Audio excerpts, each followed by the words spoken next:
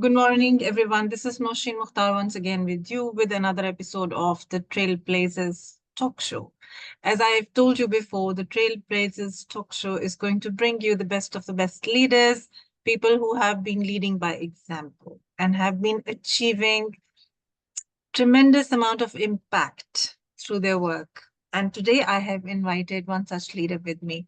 Dr. Adil Dalal is one of the award winning global leaders who has been recognized worldwide, has been traveling all across the world as a global citizen, training leaders for better leadership. Welcome to the show, Dr. Adil. How are you? Thank you, Ms. Nashin. It's a pleasure being here and wishing you a very happy Women's Day today. Thank you so much. It's a beautiful day, And yes, and all the women in the world. So pleasure to be for with sure. you on such an amazing day. So thank you. Thank you so much. Um, As we herald yet another beautiful day that celebrates women, how do you feel about this particular day? And how many women you met since the day began? Oh, I've been with mostly with women. We've been talking about stress and in Style Femina, I wrote a article, and I was really honored to be the first male to be have a diverse opinion on how important is stress for women entrepreneurs. So absolutely, I mean, to me, it's about the human spirit. Men or women, as long as Yes. the person has the right spirit, has the right intention in life, then it really doesn't matter what gender, race, anything they are. To me, everywhere in the world I travel, I get along with the people because I look for the fundamentals. I look for their energy, their spirit, what their intentions are, and it's just amazing. So I've been blessed meeting people, just like yourself. I mean, so it's my honor. Thank Thank you. you. Thank you so much. Yes, so my phone has been buzzing since morning, and I'm sure everybody else's phone has also been buzzing with beautiful messages on the Women's Day. So I must thank you for joining us on this beautiful day. We are going to discuss leadership, Dr. Adil, and you guys must know that Dr. Adil has been working with leaders towards empowering them so that they are able to lead in more effective ways. So let us know more from Dr. Adil about what leadership should entail, how leaders can adopt better principles to be more effective, what makes a great leader and what makes a not so great leader. So let's begin with where we should be and let's talk about first Dr. Adil's journey. So Dr. Adil, as a leader yourself, as a consultant in executive leadership, if I'm correct, and as an entrepreneur, what have been your own personal practices towards leading your teams and towards empowering your own self to become a better leader? It's a great question. For me, leadership, the fundamental is about growing people. A lot of people talk about leadership as something you are doing to others. It's technically the other way around. It's, you know, the definition of leadership. There are 15,000 books written on leadership. There is not a single agreed upon definition of leadership. So that is why I kind of created my own model of leadership, which we can talk about later. But what I feel is that the leadership is about the followers. The followers are successful. That makes a successful leader. If the followers are not, if and not only for the time the leaders are present, I'm talking about, even after the leader term is done, how successful is the team? That is the true, value that a leader can leave behind. So it's a long-term, basis of leadership. That's the way I believe it. And my journey has been, you know, as you said, I've worked around the world and worked with some amazing leaders around the world. And what I find today, Ms. Noshin, very sadly, is that the leadership models which we are used to in the MBA in transformational, transactional, autocratic, democratic, all those models are now, ancient. I think there is something different has to be done, and that is where my passion lies, and that is what I'm trying to do is really bring that, upgrade leadership itself. Steve Jobs talks about that innovation is what distinguishes a leader from a follower. And I feel that innovation has to be brought into leadership itself, correct? That model is has to change because with social media, with technology, with the market pressures, with generation shifts, which we are talking about today, the old models do not are not able to really keep up with those changes. So we need something new. We need something immediately. We cannot wait. So, what are the best ways to incorporate innovation in leadership? Give us A some good good model has ideas. to show. So basically, my definition of leadership, lead is leave everything appreciated on departure.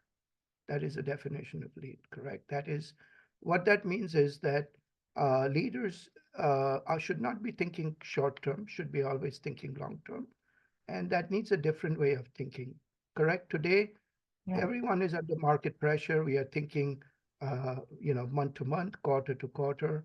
Uh, Nobody is really thinking, and I'm generalizing when I say nobody. Obviously, there are a lot of, the 2030 vision of Saudi, what, Middle East has achieved in this short time. Mm. Absolutely, there are good leaders. I'm not saying that good leaders do not exist and they're not able to. What I'm saying is, in general, as I go around the world, I see, you know, the my gauge is how are the people? Are they happy? Correct? Leaders Mm. may be happy. Are the people happy? That is the true gauge of leadership.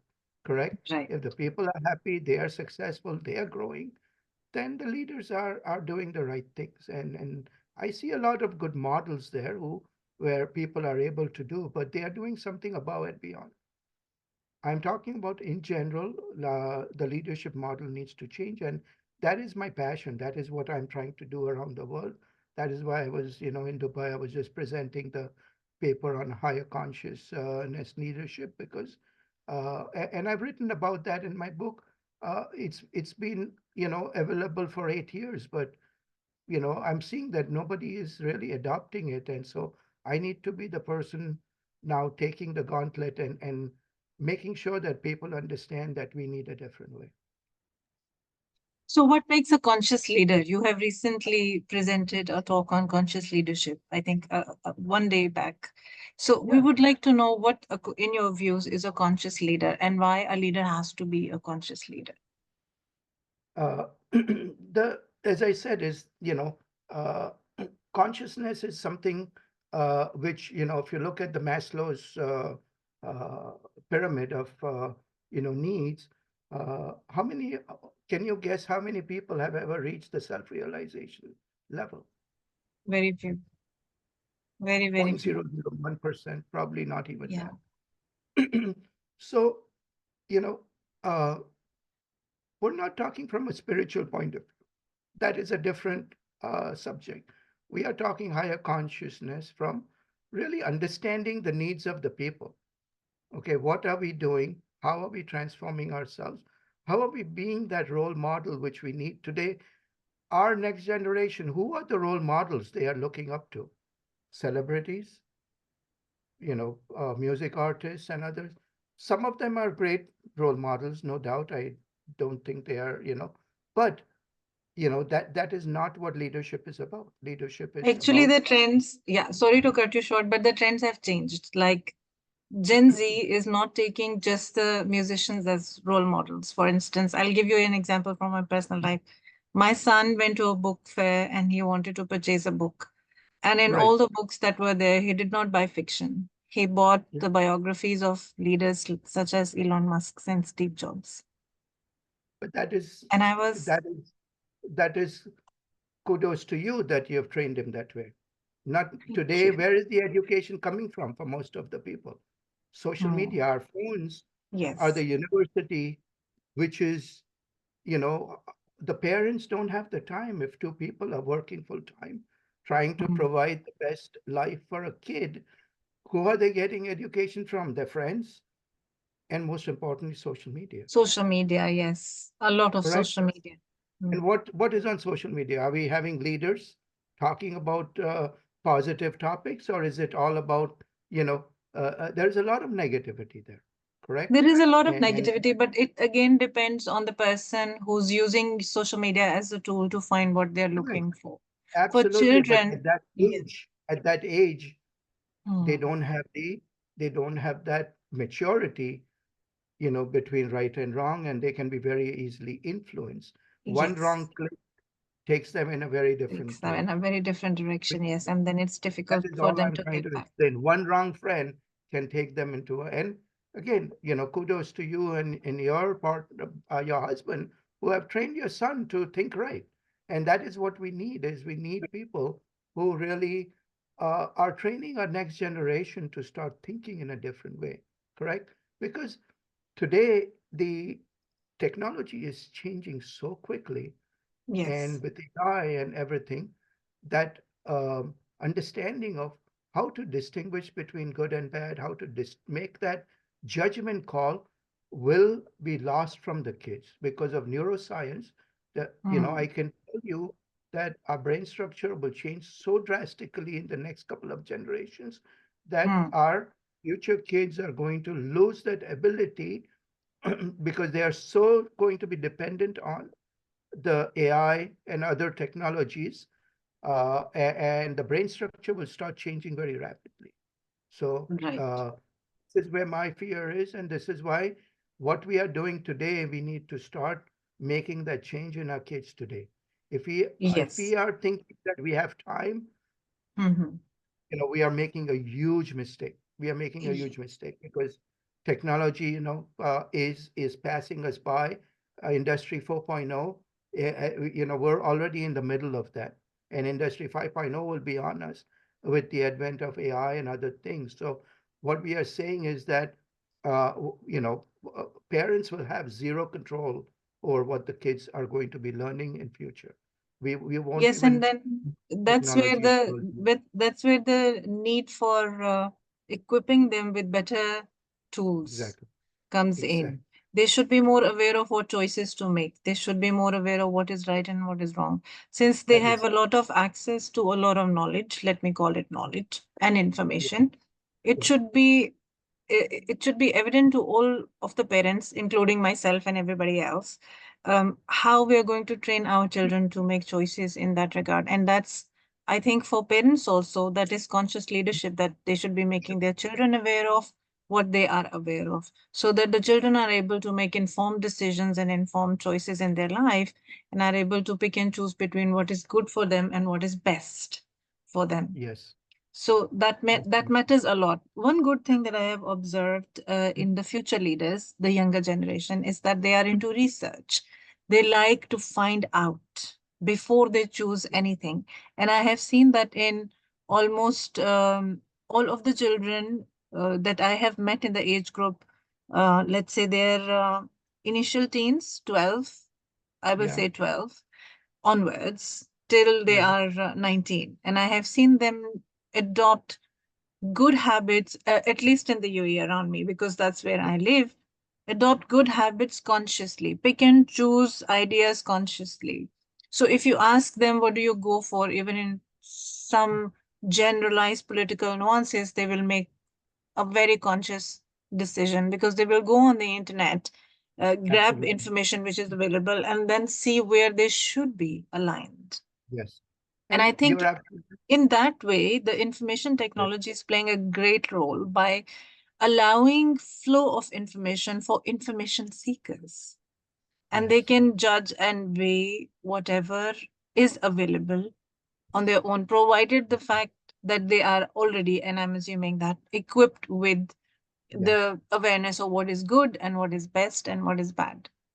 And again, I'm talking more from a global level because there are a lot of, especially in the US, single parent, children where one parent is trying to, provide, Mm.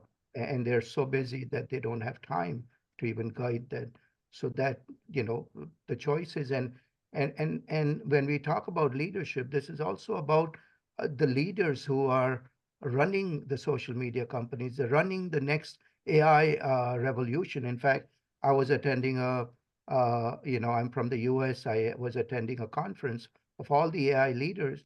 I said, who is, you know, putting some guardrails around the technology that the kids will not be affected? We're already seeing that social media has completely, the mental illness and mental health has become a major issue because of social media. So when you put AI on top of it, the problem is going to be, exponential. So who is going to be responsible for making sure that there is some, social, there is a kind of a guardrails on the social innovation which happens there. And none of them said. Everyone is about, hey, how can we capture the market? And nobody Yeah. is willing to take that stand. And that is why I want to speak up on that. And I say, it's not about leadership, is not about making, ultimately, you want to make a lot of money? Absolutely. Go Mm. ahead, make it. That's not a bad thing. Where are you going to take it ultimately? Think about that. Yes. Think So, so about you, that. You so came you're with nothing. recommending, yes. So you're recommending that apart from economic leadership, we should also be conscious about Absolutely. social Absolutely. leadership, where we Yes. are equipping the younger generation with the Yes. skills to survive in a society which is ever evolving and is rapidly changing and Also, has endless flow of information, which could be bad and good both ways. yeah, yeah, absolutely. And then just a little bit of, understanding that, hey, this technology can be used in a bad way, and what can we do to prevent that? You will not be Mm. able to prevent everything. You won't be able to save everyone Yeah. because that is the nature, the first automobile which came up. Obviously, before that, there were not many road accidents, but today there are many road accidents. So with advancement, there is going to be some casualty. That is, a part of our lives. But you do not want to be responsible for destroying generations. Okay, Yes, that is what's I agree. happening today. Yes. Generations are being destroyed and humanity is at risk. That is a big, history is not going to look at those leaders in a very kind way, correct? Steve Jobs, at the end of his life, when he was suffering from cancer and he was about to pass away, he said, whatever I've done, all this money is going to be no use to me. And that's when he took on to spirituality. He was spreading the word that, guys, please wake up. It was too Mm. late for him, but he didn't want others to fall into that trap. But Yes. we do not want to learn from others' mistake. We want to learn from our it's too late Our for us own. then, correct? Yes. Our own mistakes, and Yes. sometimes that price is too high to pay, and that is what I am very worried about. I'm truly concerned about that, and that is why I want to really be a global voice for talking about these topics and bringing awareness and having others talk about it on a Mm. global level so that we can together make a change, okay? And we can make a change through our pocket, right? If we are not spending money on the wrong things, then they know that, hey, this product is not going to sell. Then they're going to develop the right products for our next generation. And that is what we need to do. Yes, very true. So, taking leadership back to the boardrooms and corporate, when it goes towards managing teams, managing people in the workplaces, and leading them positively, what do you believe? What kind of leadership is needed there? Like you have said that the traditional leadership models have failed and they are not going to be effective anymore. So, what do you recommend the leaders to adopt to make sure that they are leading effectively? You're taking away my workshop, Noshin.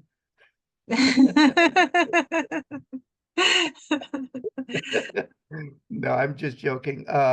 So basically, again, think about who you are leading, correct? Yes. Are they growing as a part of it? Okay, Hmm. what is the growth level? If you are there to get, from point A to point B, let's check these boxes. Are you done with this? Are we making the profit? You are not a leader, you are just a manager, correct? Hmm. So I've Hmm. created higher level, 3 levels. Manager depends on control. A leader depends on trust. They trust the people, they allow them to grow. But even that is not enough. There is a higher Hmm. level consensus leadership, which I have developed. Okay. That is talking about human potential. That is talking about really understanding that this person may not be a good fit on this role, but I can see their potential in a different thing. Okay. Hmm. Think about, American Idol and the Idol process. Before they became idols, who knew them? Who knew them? Nobody. They were Nobody. nobodies, but Hmm. somebody saw the potential and gave them the stage. That is the role of a leader. Give them the stage in a corporate level so they can benefit themselves and the organization, no matter what role they play, no matter what role you put them in. Don't put them in a box. Break that box. You understand?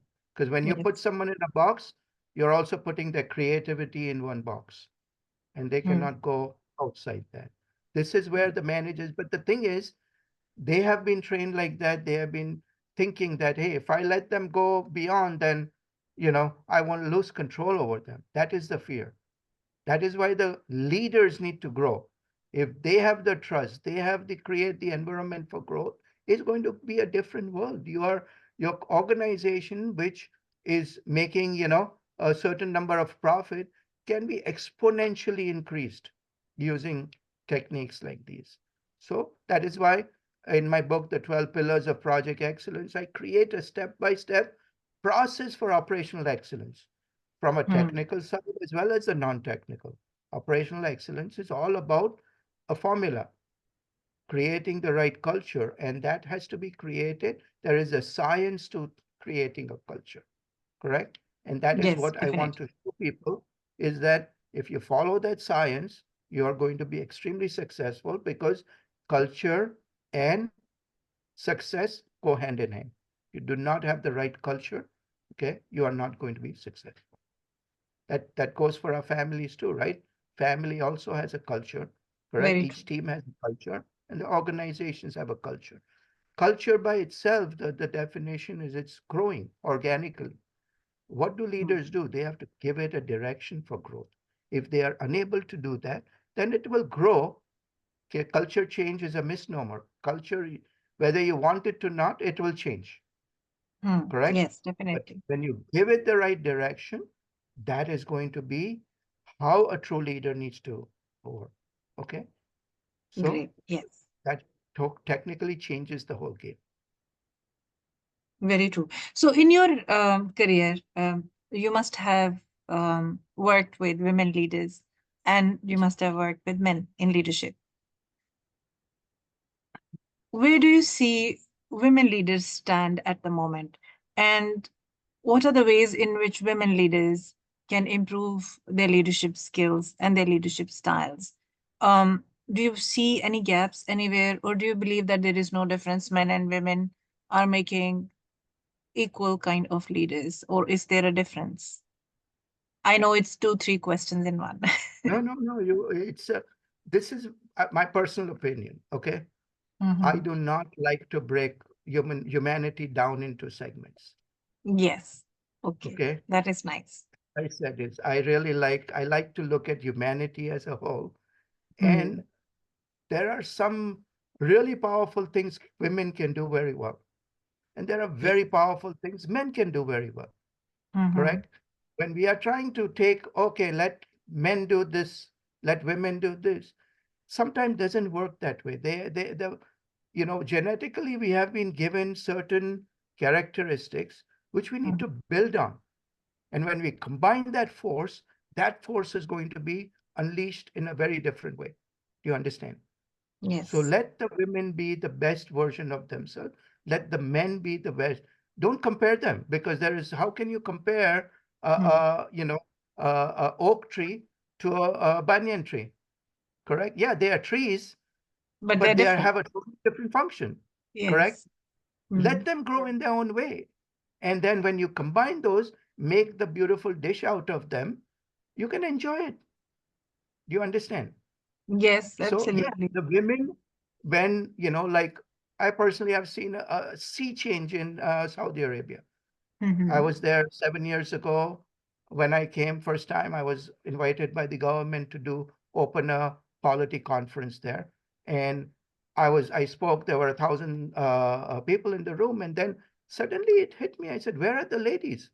Oh, they were in a separate room watching on a screen. They couldn't interact. They couldn't ask me any questions.